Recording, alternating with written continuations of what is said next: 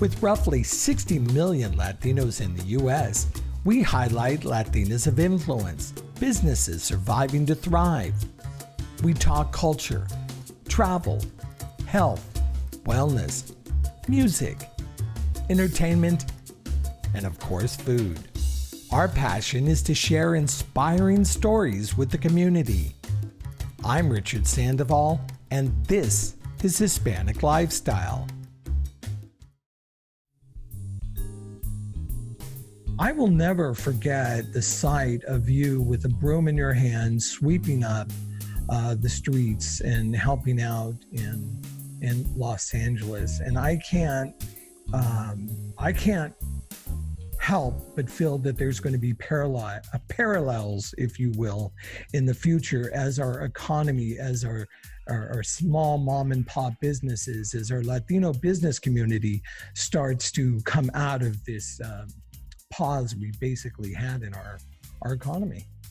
I'm really hoping that our unification, as the fact that we've been able to, especially in some parts of the country that have really taken it wholeheartedly as a passionate understanding for others by staying in the house and not, having your distance, wearing your masks and your gloves, and participating in a real communal understanding of who we are as human beings.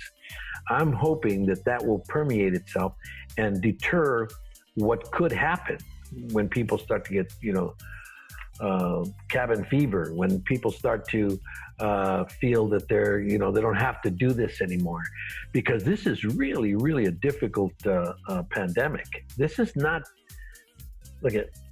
does it kill you in 48 hours? No. Right. Is it Ebola? No.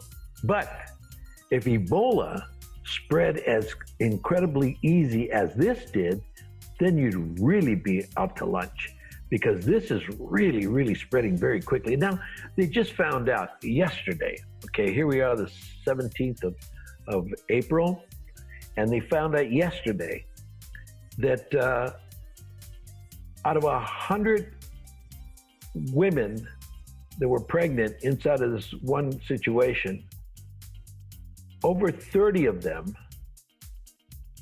had the virus, asymptomatic. Didn't show it. And same thing happened with the people on the boats, the aircraft carrier. Hundreds and thousands of guys on there. Hundreds of them have it, but they're asymptomatic. Pregnant women. Oh, another group, 230 homeless people put into a home, trying to put them into a complex to split them apart and give them their own space. 1 out of every 4, a quarter, were asymptomatic. I'm not talking about showing anything. That's military, pregnant women, and homeless. It's disproportionately not understandable. And the people aren't even expressing it. They just put it out in the news and then kind of run away from it. Nobody ever digs in deep. But there are some people that are, and they're really doing it for a reason. Asymptomatic people are around us like crazy. I wouldn't be surprised if half the population has it now. And that maybe 2/3 or 1/3 of them, they don't even know they got it. They didn't show anything. It's really, really going to be very difficult, because everybody wants to open up the city and get out of this house safety rules that they have right now, which is great. Okay, you want to get out, go ahead, do your thing. But just be aware of the fact that if you get this, 70%, 75% of people get through it, and they're okay. Maybe 2%, a little less than 2%. As of right now, 36,000 people are dead in a matter of 2 months? I'm not talking, everybody says, oh, this is not as bad as, car crashes and, suicide. And, and they put these things in there and they go, no, what? Wait a minute, stop for a second, man. Emphysema, influenza, and that kills thousands and thousands. Yeah, over a whole year. Yeah. Well, give this a whole year and you're going to have millions. You got to really realize this is not, if we don't take care of it, if we hadn't done what we did and what we're doing by housing ourselves and separating ourselves and using really common sense, we're not going to be able to do this. Now, the most difficult thing I'm seeing right now, and I'm going to be very honest with you, is that the federal government, as of yesterday, proclaimed that they were going to let everybody they wanted to test, it was going to have to come by way of the state. Now, the states are running out of money. And granted, everyone's running out of money. The people, the state, the wealthy are running out of money. They're running out of money because they make so much money that they don't want to lose their position in making their money for the year. I get it. I understand it. All right. Good for you. But I really want to make people understand one thing. Our federal government must come together with our state governments to help us really test for this virus and find out who has it, who doesn't have it, and who has it asymptomatic, and what happens to us, really, really happens to us once we get it, and are we immune to it? Are we not immune to it? Let's really bring ourselves together and not, we're right now, today, this morning, I saw Cuomo go after Trump because Trump did something on he texted something out, tweeted something out, and it was, I couldn't believe it. When I heard it, I had to download it and rehear it because I said, my God, these guys are really going to go after each other. This is it. So I really become very, very understanding of one thing. All I know is that I believe that everything happens for a reason. Yeah. I think some of the words that are coming out of the president's mouth is laying the foundation for something that we're going to see in the September-October timeframe.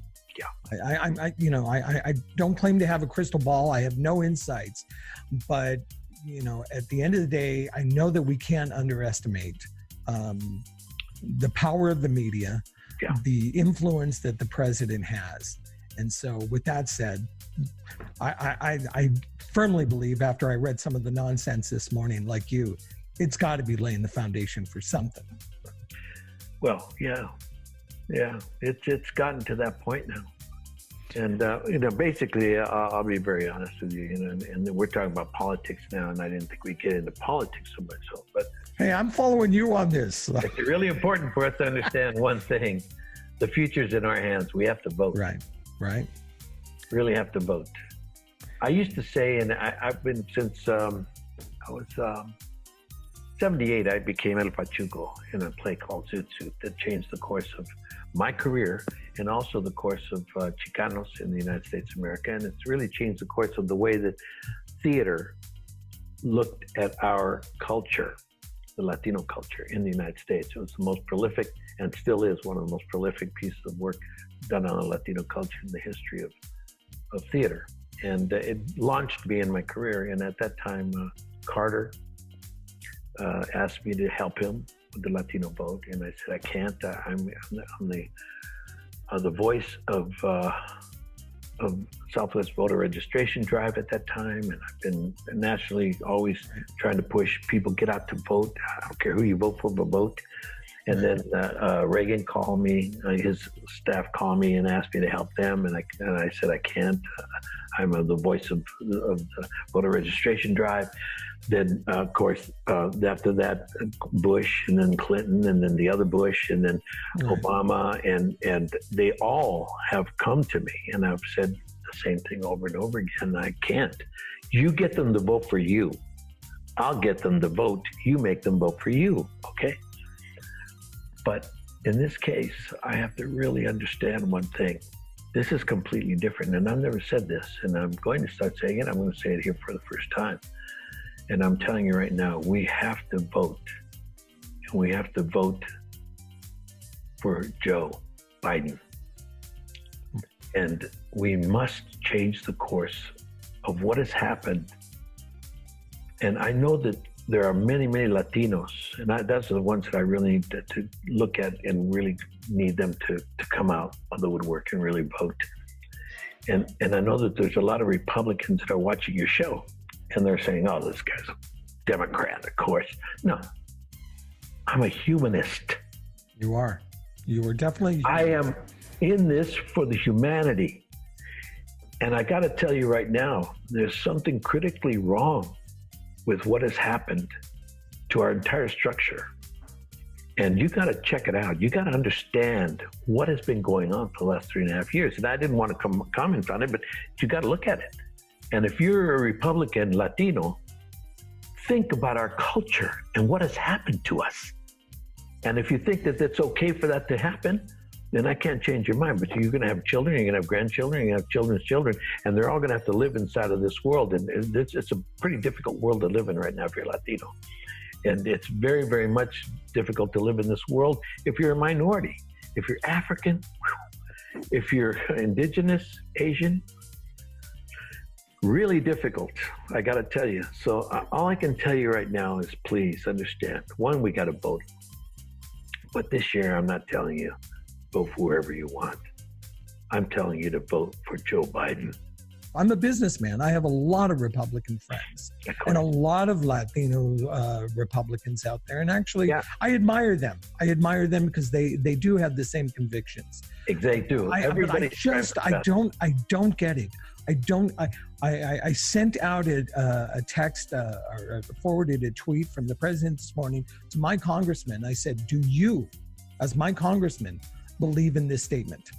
I've yet to hear a response back. You're not going to put them. No, I'm not going to. But at the end of the day, it's this, that, and the other thing. Well, I'm telling you, I do not know how to explain any of this to my son, my 10-year-old son. My older ones are, they can make their own decisions. But at the end of the day, I do not know if I'm raising a man, and I do not know what to tell him almost on a daily basis about the person that occupies our White House. So I totally agree. I know that we just had the anniversary of Selena, Sure. And I don't know how many times I quote things that you said in that movie to my own children without realizing. Do you find yourself? I think the one quote that I think the most is, it's tough being a Mexican American. I got to tell you that. But you got to be more Mexican than a Mexican, more American than an American. You got to be able to eat American food, which is way too bland. And yet, if you eat Mexican food, you might get the run. So be careful. Montezuma will be watching you. But it's tough. You got to be able to speak English better than the Americans. You got to be able to speak Spanish better than the Mexicans. It's really tough being a Mexican American. That's one of the classic moments of film for our culture, Right. I'm reinventing myself in this time, in this hitting pause and getting ready to restart the economy. I have a lot of friends that are actors and the creative types. You're in a little different position, but at the end of the day, you're a working actor. What are you doing right now? You've said you've been at home for 6 weeks. Besides the film festival, what are you doing to prepare yourself, and what are some of your next projects creatively in your future? Right now, we're working on a few projects that we've been working on for many, many years, but very difficult to do because they have to do with Latino-themed projects. And they're hard to make. I'm right now doing Mayans MC, which is a television series for FX, now owned by Disney. It used to be Fox TV, but now they're owned by Disney. And we're going into, we've got 2 seasons already, and we're going into our 3rd season as soon as this great ensemble. I watch it. Good. I will say there's a comforting experience when you come onto the screen. Yeah. I won't spoil it for anybody else. But yeah, this is spoiling. You should watch it. Just a great time to binge watch different situations. And this is one. It's called Mayans MC, like the Mayan Indians. MC Motorcycle Club. So that we're doing that, and we've been doing that for the last 2 years, going on the third year. And then we're also doing films and trying desperately hard to do a Latino Medal of Honor winner story, which I've been trying to do for over 35 years. Very difficult to do. And so difficult that, some of them you've never seen one. That's how difficult it is. And you have a lot of material, to choose from, by the way. Yeah, we're the most decorated, per capita, the most decorated culture in war history, especially for Medal of Honors and high-ranking medals, and the bravery of the culture since before the Civil War. The Civil War was incredibly, we participated in that, and but even back in the origins of the human, when we were fighting for the independence for our independence as the United States of America. I was wondering if you were going to bring that up. We were there. we were definitely there. Again, I appreciate you taking this time on a Friday afternoon, but does it really matter that it's Friday? I mean, one day seems to be blending into the next. But is there anything else? I know Latino Film Festival coming up, and is there anything else you'd like to plug while I have you? No, I'm fine. I'm great. I just thank you for doing your program, and may it be more successful with every day that goes by. All right. We need your voice. Well, thank you so much. Didn't get enough? There's always more at HispanicLifestyle.com. And follow us on your favorite social media platform.